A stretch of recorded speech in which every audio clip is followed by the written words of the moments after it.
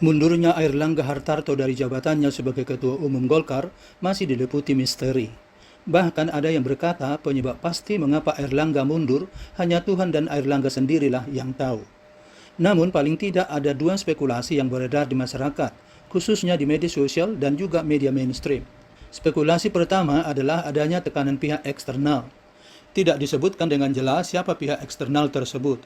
Namun ada dugaan kuat itu adalah pihak istana, lebih tepatnya Jokowi. Dikabarkan pihak Jokowi hendak menempatkan proksinya di Golkar, dan itu adalah Bahlil.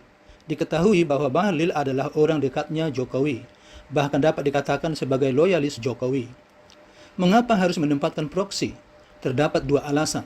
Pertama, sejak berseteru dengan PDIP dan Megawati, Jokowi tidak lagi memiliki partai yang dapat digunakan sebagai kendaraan politiknya.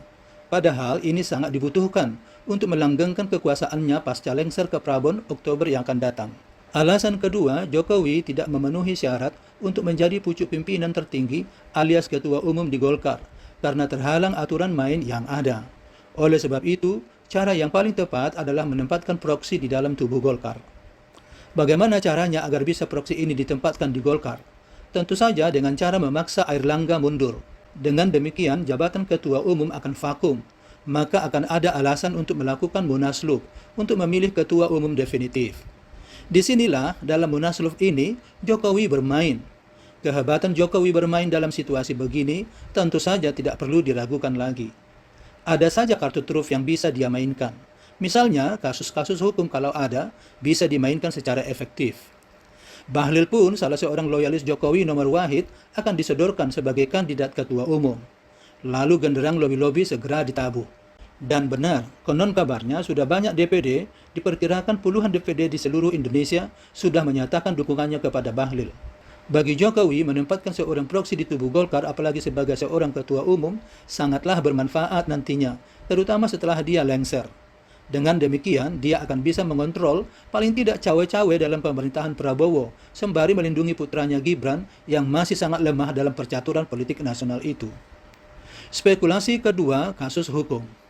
Meskipun Golkar membantah pengunduran diri Ketua Umum mereka Airlangga Hartarto berkaitan dengan kasus hukum yang saat ini sedang bergulir di Kejaksaan Agung, namun isu ini sudah terlanjur menyebar luas, khususnya di kalangan awak media.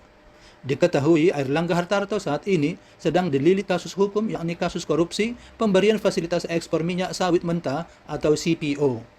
Sebenarnya kasus ini adalah kasus lama, namun sempat didinginkan karena ada kepentingan Pilpres di mana Hartarto mendukung pencawapresan Gibran putra sulung Jokowi.